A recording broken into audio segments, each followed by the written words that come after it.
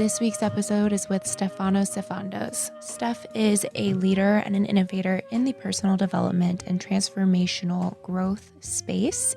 He's a speaker, he's an author. He's really just a change maker and an advocate for self-realization, self-actualization, and really spreading consciousness. He really beautifully blends Eastern studies, practices, methodologies with some Western ideas, thought processes, and really makes it, one of his main focuses is on healthy masculinity and how to be a healthy man in this modern world and modern Western society. And he also speaks a lot to relationship, to sacred union and relationships and how they further self-growth and also, you know, being the self in the relationship. He just talks on so many different things and brings so much wisdom and experience to the table. And I love this episode. I know that y'all are going to learn so much. Also, this episode was beautiful because about halfway through the episode, Steph shared that he was just having a day, that he had been in it all day and he had kind of gone back and forth debating whether he wanted to cancel his interviews that he had that day or whether he could show up. And in that moment, it was really beautiful to see that vulnerability and the authentic expression of just like I'm just not in it today, or I'm in it, I'm showing up, I'm present, but like I'm in it.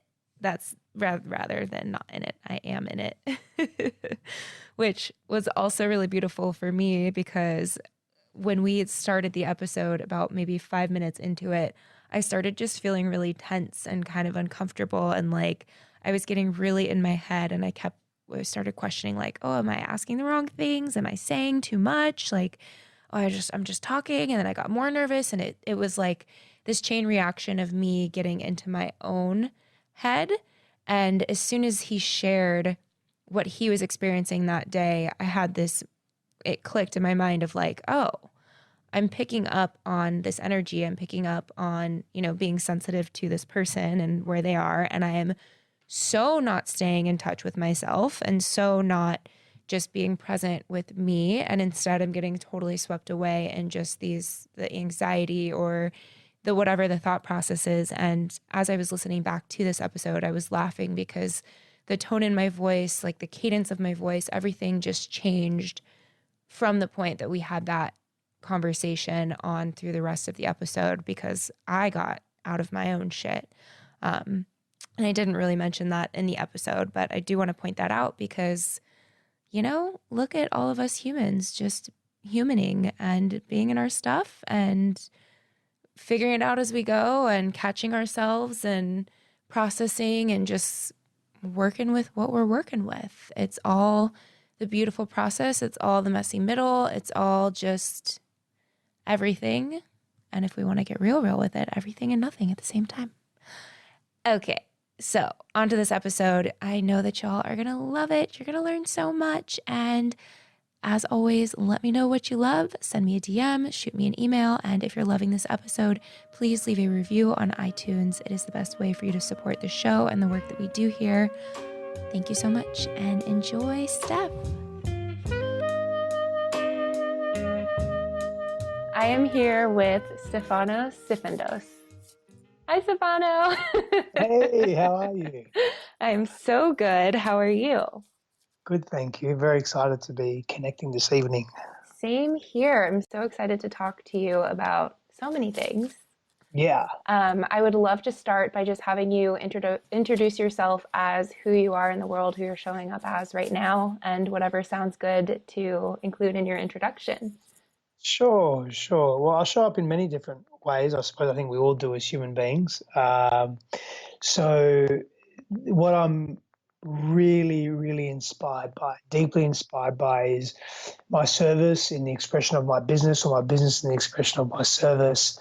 And that's really just helping people realize their own potential, helping people help themselves, helping people see themselves for who they are. That's been a big part of my journey, is really seeing myself for who I am and then developing the skills and the understanding and the perspectives to see myself from a place that is more empowering as opposed to disempowering. So I love doing that. I do that in various forms. I work very closely with men and women, particularly in the realm of healthy masculinity. And that's something that, again, has been quite devoid in my life from a very young age and as an adult, as a young adult. And so coming into that for me and learning more about that from an interpersonal and intrapersonal experience, but also understanding men, understanding our culture in contemporary times, and developing and creating frameworks and models around what it means to be a healthy man in contemporary times. That excites me very much, because that just doesn't benefit men, that benefits everyone. Of course, if we're coming from a place of deeper presence and groundedness and authenticity and connection and clarity and all those healthy attributes that make human beings shine. I love that. I would love to talk a little bit more about your story and what led you to this work. And also, I guess, the story about your masculinity and coming into healthy masculinity. I'll let you start wherever sounds good. Yeah. So, I say this often, and I'm definitely not the first to say this. I heard this first from Dr. John Demartini, who's an amazing author and great mind of our time. And he said that our greatest voids become our greatest values. So for me, growing up, I experienced disconnection. I felt isolated. I perceived myself to not really be heard, to not really be understood. I experienced much pain and suffering, physical abuse, emotional abuse, and just really separation, because I just felt so separate. And so if I fast forward a number of years to where I am today, I realized that some of my greatest values are creating unity, creating connection, not disconnection, are helping us as a humanity and me contributing to us as a humanity, not being so isolated, not being so discriminative, not being so judgmental and harsh. I experienced so much of that. So I didn't experience the unity. I didn't experience the safety. I didn't experience the love. It was a very volatile environment that I grew up in. And so part of my greatest values and service as well, for myself and also for others, is to help people really experience that wholeness and that safety, not that fracture that I felt from a very young age. And so I took those stories and I took those experiences and the interpretation of those experiences, and I really didn't do much with them at the beginning of my adult life and my teenage years. I turned them into, I just repressed them. Really, I repressed that trauma. So many of us do. Yeah, so often. And I, like any good man, well, quote unquote good man, I thought, well, I better be a good man and I better start being aggressive and hyper assertive and better start dominating my environment, better start subjugating and oppressing, because that's what I experienced. I thought, well, that's what it means to be a solid man. And so I'm going to go out and do that in the world. And I did that. And I fought a lot and a lot of violence and aggression and frustration, short-temperedness, tension. My relationships weren't very healthy, and I kept blaming everybody else and didn't really take responsibility for it in any capacity. And that fast-forwarded me to a few years ago, and I was in a relationship, an intimate romantic relationship. And in that relationship, I was deeply unfaithful, dishonest. I wasn't living a life of truth. I was really living in lies. I was disrespectful to myself and my partner at that time, and she found that out. It really shocked me to see her in so much pain, and to see another human being in so much pain, knowing that my actions and my choices had been responsible for that. There I had a choice. I had an opportunity to make some massive changes in my life, or continue the same path of ignorance and arrogance and division within myself, really, and just continued suppression of old stuff that was driving my behaviors. And that's not an excuse in any capacity. There were reasons as to why I was being who I was. And so very thankfully, I chose to look at that stuff deeply, and I committed to it. For the first time in my life, I probably committed to something more than I ever had before. About how old were you then? So I'm 30, nearly 37 now, so 32. Mm-hmm. And I'd had some awakenings before that, but nothing like this. I went into this place of the unknown. because it was all very unknown for me. Telling the truth, being truthful to myself and to others was very unknown for me. I'd always worn masks and always hidden away from the world, whatever I thought the world needed to see. So I was never really me in that moment, or in various moments, especially in relationship. So when I made the choice to really look at that and be more honest and present to myself, and committed completely to the unknown, the very unknown path for me, no matter what, no matter if it meant physical death, the loss of my friends, which I did. I lost many friends. I lost various identities of my own self. My businesses went into debt because I spent hours and hours every day just being this person. Like I really, really committed. So what were you doing at that point? Like what kind of business were you in? What did that look like in the physicality of it? So I was in a corporate world at that point, and so I was involved in a small conglomerate where we were looking at startups and funding startups. So raising capital and equity for conscious startups, though, which was really cool. I was exposed to amazing projects, medicinal cannabis, non-renewable energy projects. It was really cool, really cool. And it wasn't really what I wanted to do. And at the same time, I was still in my coaching business because I've been in this coaching world in personal transformation space for 18 years, just in different ways. But I was doing that more to just really generate more revenue. And I had started my own startup as well. And so I was just in that corporate world, but I wasn't really happy. And when all this unraveled, I made a choice to let all of that go and just focus on me before I started refocusing on my coaching, because I knew that's where I needed to be, but I knew I had to be in integrity first, at least in greater integrity, because that's why everything was just really turning to shit in my world, because I wasn't in integrity. I didn't realize that then. I'd blame the market, or I'd blame the economics, or I'd blame the banks, or I'd blame whatever, my business partners. Very easy to do that. I really went deep. And so one of the things I was doing was I engaged counselors and psychologists, mentors, spiritual healers, my own meditations. I spent a great deal of time with nature. I started moving with greater intent. I started thinking about life more deliberately. Read a lot. I spent a lot of time on my own. I let go of friends that our values weren't aligned anymore. They didn't do anything wrong. It's just that they were really feeding into a subculture within me that wasn't in alignment with my values and what I really wanted. To make some really hard decisions, as I think we all need to do in life. Especially when choosing who we want to be, because it's so easy to just follow whoever's doing whatever around us versus really getting conscious and intentional about who we want to be and how we want to show up. Yeah. Yeah. And so making those choices was very important for me. And being that person of greater integrity was necessary for me. And so I made those choices, and I began to really experience massive transformation and massive change in my life. I started feeling more, I was in flow, I had clarity of mind, I felt comfortable in being myself, I felt comfortable in speaking my truth, I felt comfortable in the truth because I was actually communicating truth to myself and to others. And that was really revelatory for me, because for so many years, 30 plus years of my life, I'd really lived in masks. So in this facade, just constant facade after facade after facade, because part of my wounding was every time I thought I was expressing my truth, I perceived me to be reprimanded, judged, critiqued, not really welcomed, not really met, not really seen. And so I brought that attitude into my life. Now, luckily as well for me, I have a background in psychology and other mind-body modalities as well that helped me along the way, but I also sought help. I really did. I sought assistance and guidance and support. And it helped me understand my past.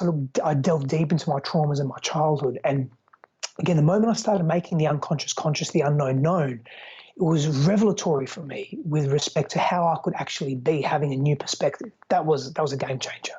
What were the early steps of what that looked like, or just something a little bit more tangible? Because I know I actually have a pretty similar storyline with, I mean, I think so many of us do, but with wearing the masks and really taking it to an extreme until I reached a point where I snapped and was like, needed to go deep on the other end until I could kind of find that middle ground and figure out my integrity. And a question I get a lot is, okay, but how do I start? How do I even know? What do I do? How do I look at those things? What would you say was your starting point, or an area that you started diving into to try to figure that out? Well, I sought help. That was the first thing I did. I Like with a really, therapist yeah, with a or? therapist, yeah, Mhm. with a count. I had multiple things at the same time.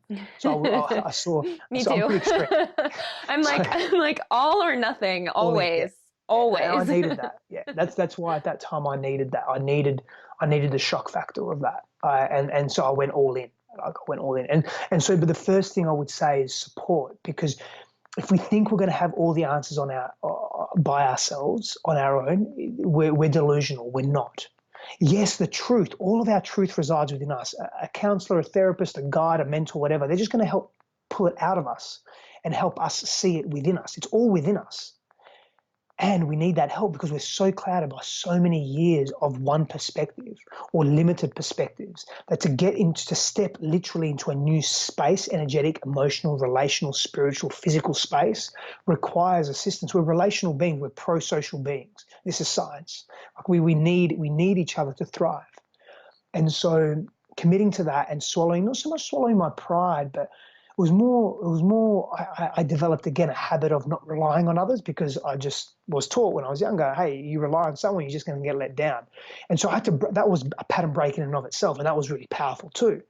And especially then being a man and being a hyper masculine man at that time, that was even difficult too. So I had to break through fucking a lot of barriers. But when I did, the reward was massive because I began to release, feel freedom within myself, gain context. Yes, I moved through pain and fear, and it was also liberating at the same time. I love that. What is healthy masculinity? We've got a few days. Look, I've developed a model on it. So I've developed something called the Conscious Warrior, and it's a 12 principle model, and it really aims to define healthy masculinity. But I'll start with some basics. And look, I don't claim to know completely what healthy masculinity is, and I don't think many of us do, many of the academics or the experts. And the reason why, and I'll continue to learn and grow as I form. I mean, I add and I grow through my definition and understanding of healthy masculinity on a weekly basis because of what I choose to expose myself to, what I see, what I interpret, and what I pay attention to, and what I read, and also my own personal experiences. And so we're in a world where culture is fluxing very quickly.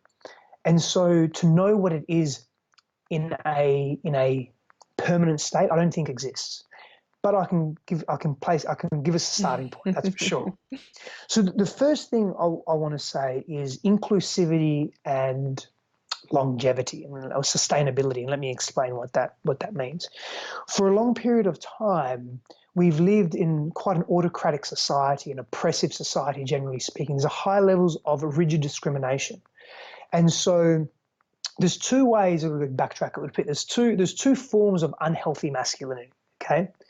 So the first form is when we have masculine traits, for example, like a warrior energy, a presence or perseverance, discernment, assertiveness, clarity, the introspection, a dominant energy, etc. And so when we're only in the masculine energy and we don't balance that with a feminine expressive energy, such as example, compassion, kindness, passivity, awareness, wisdom, caring, sustainability, which I'll explain what that is in a moment. We tend to be extreme if there's no balance in our polarity of expression. The other form of unhealthy expression is when we take one expression, whether it be feminine or masculine. I'll take masculine for an example, power. So when we have this power, which is it's a masculine trait, but of course women step into their power, it's just expressed in a different way. Or when we step into power, but we use power in a way that is subjugating, that is controlling, that is autocratic, and that is oppressive. That's an unhealthy expression of power. Instead of using power to be inclusive, to be thoughtful, to be giving, life-giving, to be flourishing, to be sustainable as well in terms of how we make decisions and the longevity of those decisions. And so now I come back to sustainability and inclusivity. Instead of being exclusive as a healthy man, being a man and being exclusive is not healthy. Making decisions that are hyper selfish is not healthy. Being inclusive in our decision making, thinking of others and thinking of ourselves and having clarity on what that is, that's healthy. Having sustainability in our decision making, so they're not just short-term decisions. They're not just based on exactly what we need now, although sometimes we have to make those decisions, but generally our decision making and our actions in the world is considerate. It's selfless and selfish, but in a balanced, healthy way. And so for me, there are two starting points for healthy masculinity, or being a healthy man in the world. Now, beyond that, there's two things. It's, can we be good men, and can we be good at being men? And they're two very different things. And so the first, being a good man, is really culturally dependent, and finding a middle way in that. And so I believe that our society is slightly distorted in the way that we gauge healthy femininity and healthy masculinity. In fact, in majority terms, and I'm generalizing, we don't live in a healthy society. We live in an extreme society. Yeah. Point of clarification, are you talking global society or in the US, or? Referring more to Western society. Western, but, I mean, yeah, more to Western society, or a traditional Western democratic model. I'm not demeaning our socioeconomic model of capitalism, although I don't necessarily think in its current expression it's the most effective way to govern society, because it is hyper in its expression at the moment, and its values are extreme in terms of what it focuses on, and that permeates how we behave as men and women and people, and beyond binary gender, just how we behave as people, right? And so that's really important to take note too. And so being a healthy man, being good at being a man, also comes down to honoring our biology. And so we live, again, largely speaking, generally speaking, so many of us live sedentary lifestyles. We don't honor our physiology. Part of being a man is being active and being physically prepared for challenge and danger. We've evolved that way. And so when we don't have prowess in our physical vessel, we don't have health in our physical vessel, we don't carry strength in our physical vessel, we don't challenge ourselves mentally, emotionally, physically, purposefully, deliberately, we're losing an integral part of what it means to be a solid, connected man. Mm-hmm. And so we don't do enough of that in this world. We really don't. Like, as men, we were so sedentary, we don't pay attention to our health. I mean, you just look at heart disease, you look at cancer, again, in the Western frame, what's happening. Mm-hmm. So there's an honoring there that needs to take place that helps us be more clear men as well. Now, for me, it doesn't have to be one or the other. We don't have to be that and we can't be compassionate, we can't carry care. When you look at tribal leaders of thousands or hundreds of thousands of years ago, there was a sincere care and love for the tribe, hence why they were able to be strong and exhibit physical prowess, because they loved their tribe, they loved the people that they were with, and they depended on them, and they depended on each other. So there's a leadership and power and love that can reside in equanimity. I think we've lost a little bit of that. And there's so much more to being a healthy man. Like, there's so much more to being a healthy man. That's just a foundation or a part of it. This week's episode is brought to you by Sakara Life. Sakara is an organic, plant-based meal delivery service. So they send meals straight to your door anywhere in the US. They have 3-day meal plans and 5-day meal plans, and within those you can choose either 2 or 3 meals a day to have sent to you. They also have a clean boutique where they have snacks and teas and waters and supplements, and a whole 10-day reset program, which includes various snacks, teas, and a menu or a little mini cookbook pamphlet, so you can have an entire 10-day reset program designed for you with the supplements and all the goodies, and then you make your meals. So you can either have meals delivered to you, or you can go through that 10-day reset and have that attack or approach. What I love about Sakara is that it's not only good for you, it is so good. Like, not just okay, healthy meal plans, it is like organic, gourmet. Oh my gosh, it has been so delicious. Every single meal has been so delicious. And I know that the women who created it work with both doctors and chefs. So I am obsessed. I'm so obsessed with everything that they send and everything that they stand for.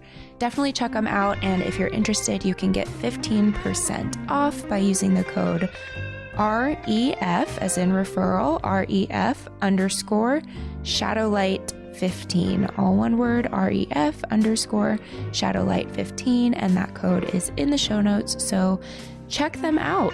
It is so good. I can't stop. I'm hooked. I'm hooked on that Sakara life.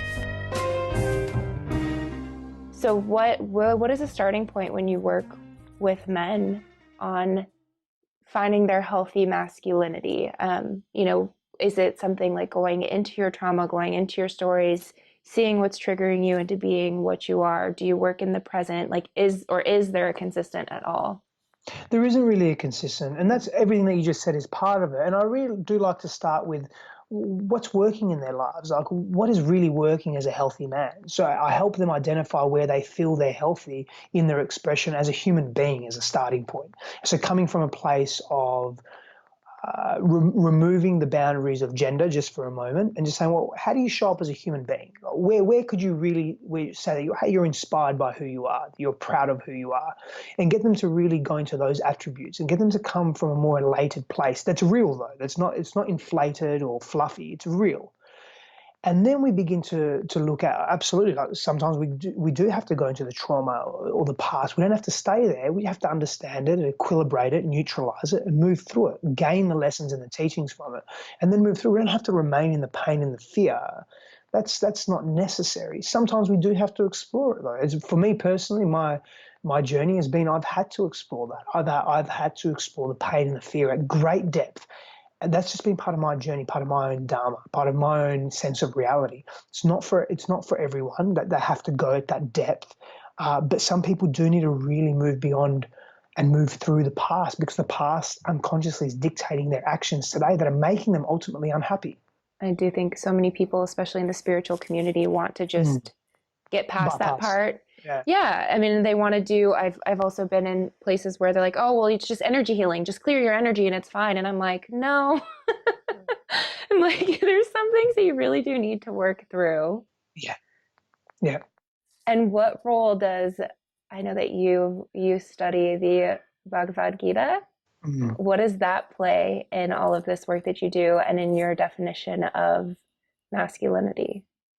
For me, the Bhagavad Gita and other ancient spiritual texts, largely from Vedanta and other cultures as well, really lay a roadmap. They provide a roadmap to how can we be healthy individuals moving towards growth, or being immersed in growth and expansion, and being more connected to that sense, that true self, which is the love that is all that we are. That is what we are essentially. And we start to break down this love. Love is at its core. I mean, it's many things, and I've attempted to define love, and philosophers, artists, poets have been attempting to define love for thousands and thousands of years. For me, it's intrinsically connected to our ability to expand and grow through every set of circumstances that we experience. Every set of circumstances, whether they be perceived to be very harsh or challenging or difficult, whether they be perceived to be joyous and blissful and beautiful. So love doesn't know that discrimination. And so when I look at these old texts, I look at the Bhagavad Gita, I look at different texts of the Rig Veda or the other texts around the Upanishads and the Vedas, particularly because I have a really strong interest in that. I'm seeing that wisdom from thousands of years ago so applicable to how we can behave today. I just practicing compassion, practicing being discerning in the choices that we're making, honoring ourselves and honoring our truth, and balancing that with honoring the needs of others, which isn't an easy feat. It's quite difficult, especially when there are polar opposites in views. So for me, it's a roadmap and a guide that it's a navigation that helps me understand myself at greater depth with greater clarity. And so I can be a clearer man where I'm not coming to the world confused. And of course, there are days when I'm confused. This morning, I was experiencing confusion in some frustration in some projects that I'm working on, and even within myself at an intrapersonal level. And that's okay. But these are a roadmap for me to help guide me through difficult times and to help me face those challenges with greater prowess and greater responsiveness as opposed to reactivity. And so I learned that myself. I experienced that viscerally myself directly. And I then pass that on, and I take that ancient wisdom and I adopt and adapt it in contemporary times and how it can serve us as people that I work with and us as a humanity. Yeah. And something that just pinged in my mind was you had mentioned earlier that you've been in the coaching industry, or whatever you'll call it, in the stratosphere for around 18 for around 18 years. And so while you've been in your own transformation and while you've been in process and have gone through all of these evolutions for yourself, I think that's a beautiful example, first of all, of like coaches not being gurus, or of like always being I'm in the shit today. Like, I'm honestly, I've done 3 podcast interviews today. This is my 3rd one, and I was quite candid, and I'm just having a difficult day today. And I was even thinking, should I cancel? Because I want to really show up. Like, I really want to show up and make sure that I'm here. I virtually said verbatim the same thing to the lady before, to the host before, and I thought, I'm okay. Can I just show up? Just whatever's, I knew I was at a base at least to be really present.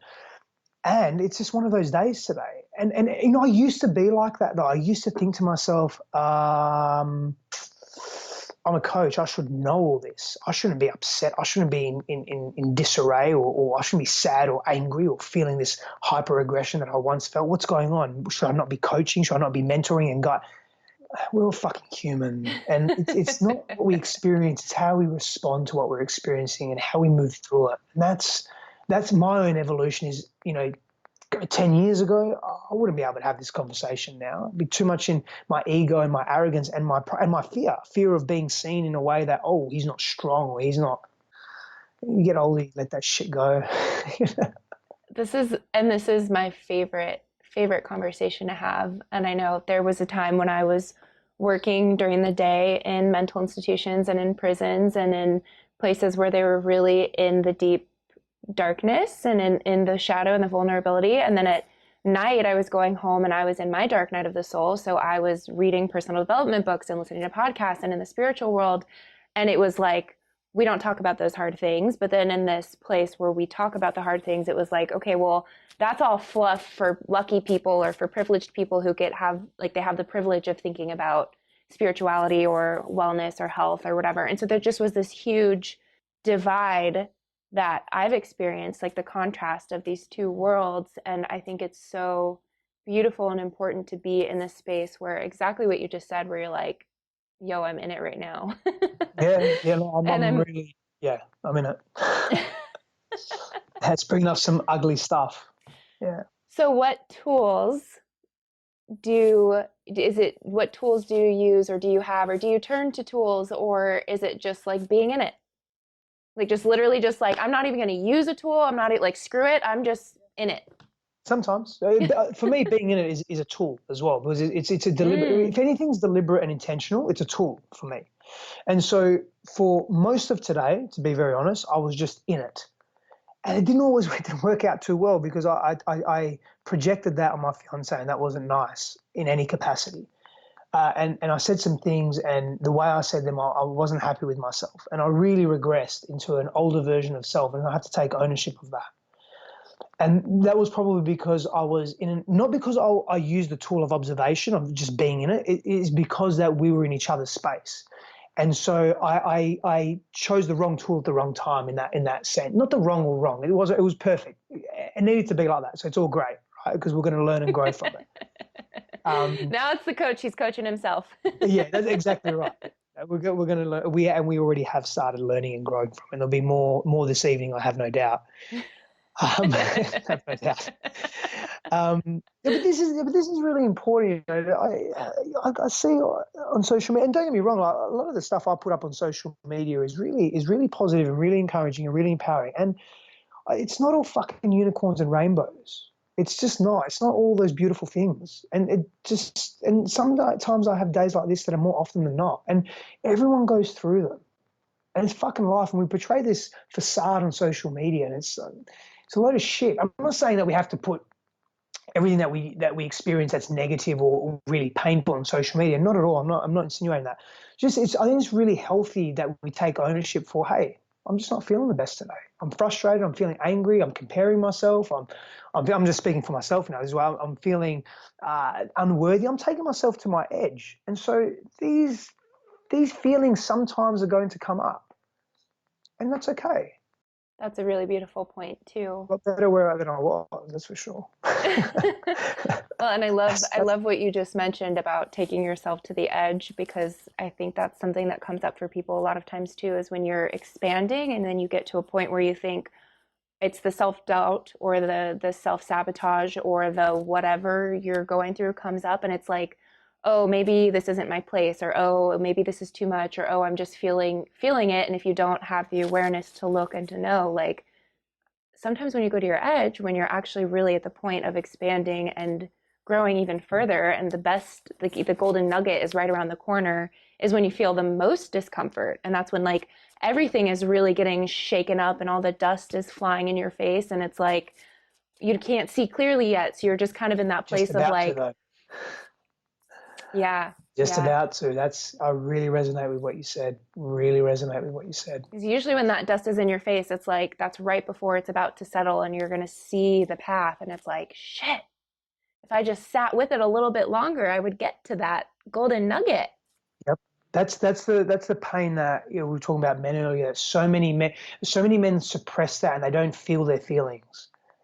And we have this association that if we're feeling our feelings, we're weak and we're going to be vulnerable. And if we're vulnerable, we're going to be raw and exposed, and therefore we're open to danger and threat and death. And yeah, that can actually be really true, 100%. In today's day and age, there's not a saber-toothed tiger around the corner of your 25-story building that has plumbing and fresh water and a beautiful open window and sunshine coming through, and a fridge that opens up and you have food. Like, let's get real, And if you're vulnerable with the wrong people, quote unquote, then yeah, you're going to get hurt. And so I speak to something called vertical vulnerability. So you cultivate enough confidence and prowess in yourself, understanding, stability, a sense of safety, because you're exploring yourself. You cultivate enough of that when you are vulnerable, you're not influenced by, if you do happen to be vulnerable in front of someone that can't receive that, you're not influenced by them and the way they receive it, but rather it's more about the expression and better out than in. Because when we suppress and it compounds, we then explode. And that's what we see so much of this hyper-masculinity, is that part of that, not all of it, but part of that, because there's a culture around this, is that men aren't taught how to emote.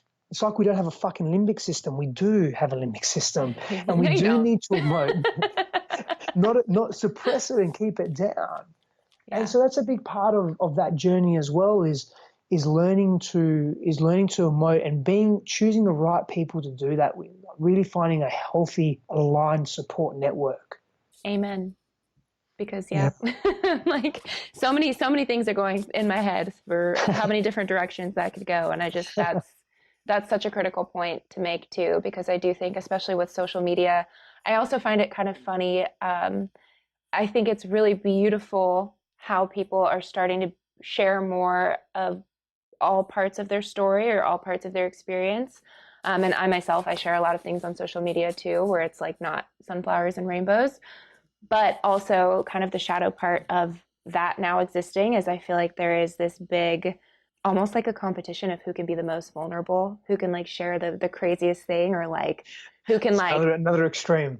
Right. And so you get a lot of, but sometimes how that manifests is there's people that are sharing things while they're in process, or they're sharing things, get people posting like your cry for help posts or something that maybe they haven't really processed. And it's like, I just think this is a really important part to emphasize of what you said, is finding the right people, finding your safe people, really processing something, sharing yourself with your immediate circle or with your safe people before you're going, if you ever choose to go out and expand upon that, but finding your sacred container within yourself and having that be really sturdy before reaching outside of that. I'm massive. I completely agree. I'm a massive advocate of even going a step beyond that, prior to that. So what I'm a massive advocate for is self-reliance.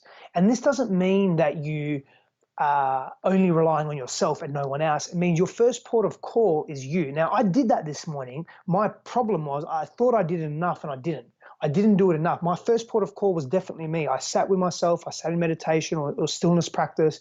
I went and trained. Like I went into the gym. I exerted energy, and I thought, okay, I'm feeling like I can communicate, but it was still too early for me. So I just missed my mark. That's all, and that's learning, right?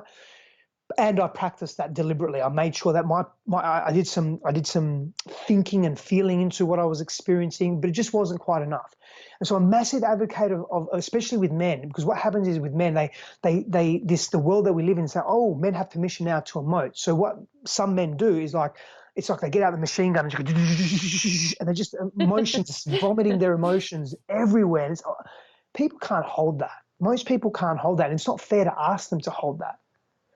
And so we have to learn to be self-reliant. So when we are emoting, we're emoting with greater clarity and direction because we're our own source of inspiration first. Mm-hmm. That's very, very important. It's something I'm a massive advocate for. And I practice myself, and I don't always get it right. Like this morning's an example of that, unfortunately, or fortunately, we'll see. But it's, I'm being facetious. Fortunately, absolutely, 100%. And so I'm speaking in absolutes. And so, but it's really important, though, really important to be self-reliant. I love how you just are coaching yourself. You like say something, you're like, oh, no, like jumping on it. Yeah, that's how I roll. That's how I learn as well. That's yes. just me, though. That's how I learn. Yeah. I speak and oh no, and then yes, oh no, and then I learn. So by the end of this call, you give me a therapy session. It's fantastic. I love that. And yes, there's such a fine balance between relying on people and sharing with people and opening up to people and also being self-reliant. I know I've been in both extremes personally, and I've had friendships with people or relationships of any kind with people where it gets to a point where after a while it's like, dude, I can't hold your shit anymore. Like you need to stop like spewing your emotions at me, process something, and then if you need a backboard, we can go at it. But if you're just constantly throwing your shit on me, I just get tired of it. And I'm sure I've done that to other people too, but so many good things. And I would love to use this as a transition into talking about being a healthy man in relationship, since that's something that is in your wheelhouse right now too. Yeah, of course, it's been in my wheelhouse for a number of years. So for me, being a healthy man in relationship begins with telling the truth. Men are really, particularly men, but so much of society is really conditioned to appease others. And so it's all about being in the in-group. You've got to stay in the in-group, and you'll do whatever it takes to stay in the in-group, because if you're in the out-group, your sense of self is threatened, your survival is threatened. So these primal instincts are feeding into modern-day expressions of how culture keeps us in the status quo.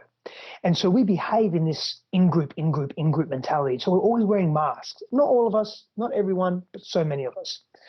And so with men, particularly, it's because we identify ourselves with our status and our titles, what we have in terms of materialistic possessions, and how others perceive us. It's largely how we identify in the world and how we derive our sense of self-worth. It's not just men, probably many people, but particularly men. And so with men, I want them to step into your truth, brother. Just be you.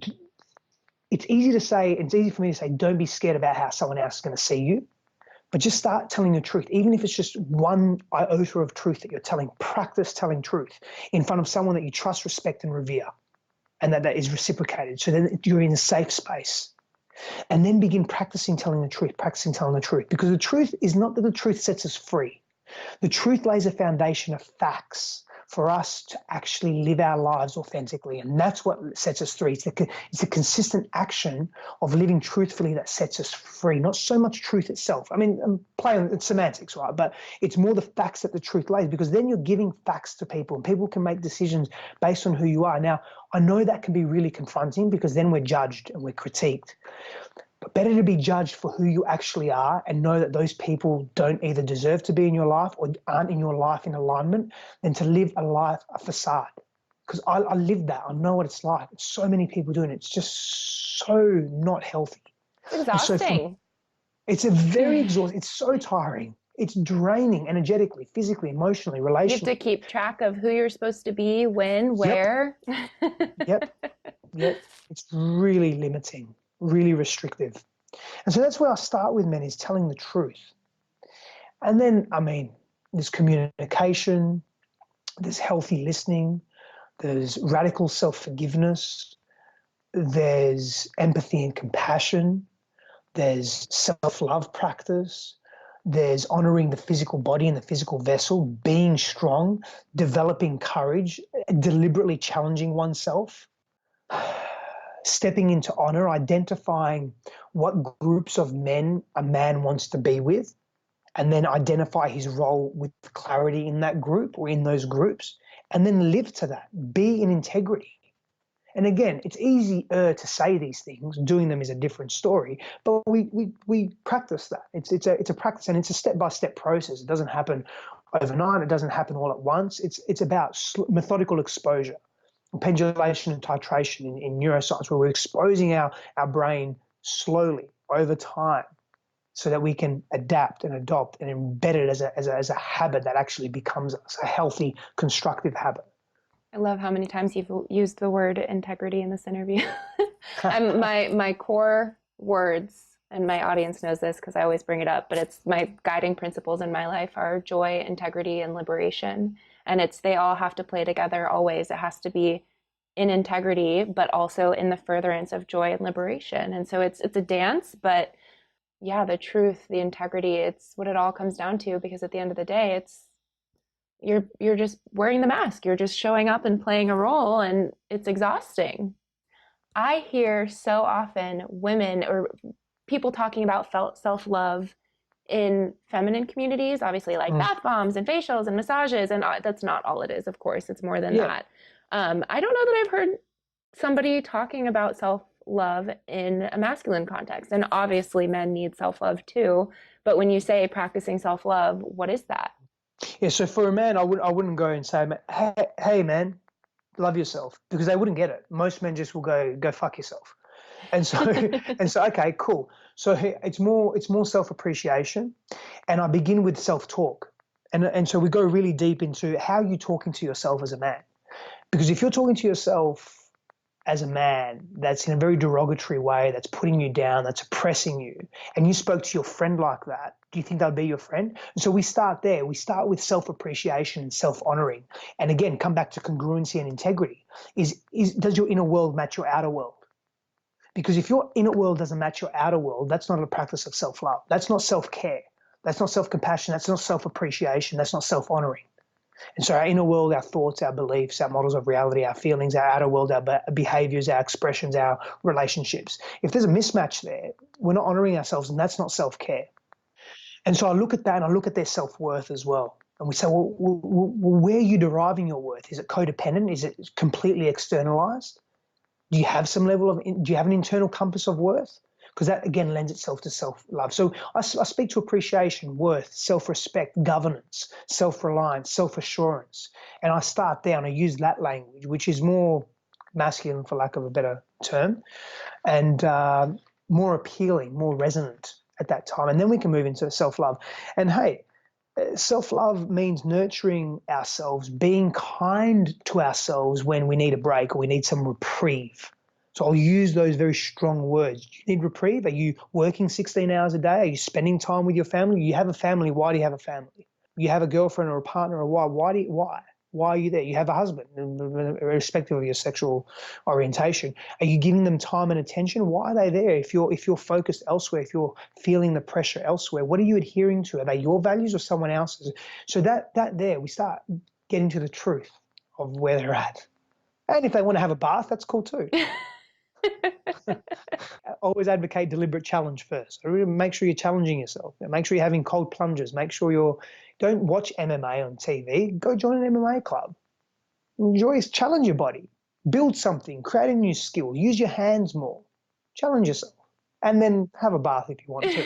Not that I have a bath. I've never had one for a long time, admittedly, but I enjoy them. I'm not going to say I don't like them. I'm going to start asking some closing questions that I ask at the end of every episode. Do you have a favorite poem? No, I don't have a favorite poem, but I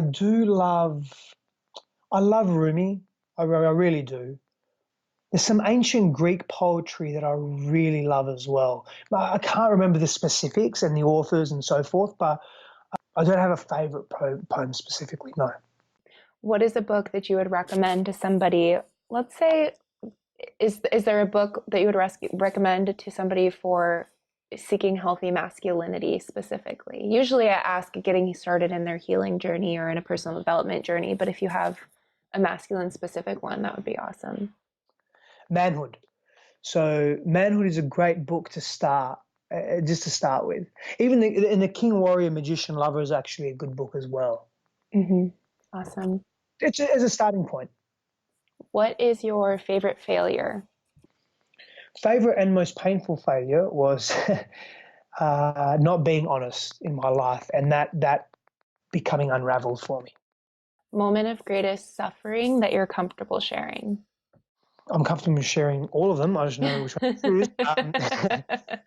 choose.